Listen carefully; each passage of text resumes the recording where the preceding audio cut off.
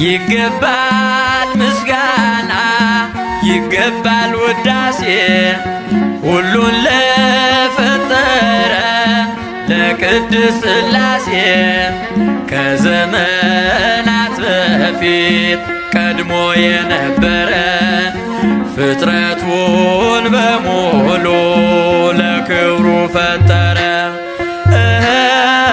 ሥላሴ